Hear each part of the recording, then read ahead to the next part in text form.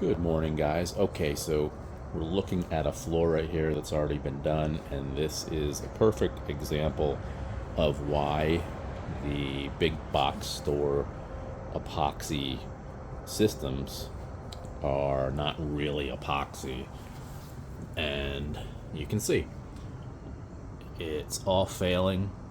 The preparation that they tell you to do is not enough to have a coating go down. These coatings are too thin, so you can see they've had to put pads wherever they park. And I bet you if I pulled those up, you're going to see more paint failure.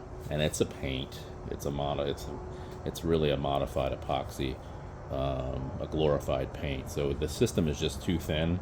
We measure epoxy in mils. So for instance, this is drying at 3 mils.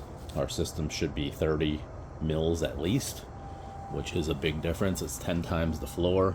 So just keep that in mind when you're looking at pricing, where it may seem a little more expensive, but it's not really, because now we have to take this off and start all the way over.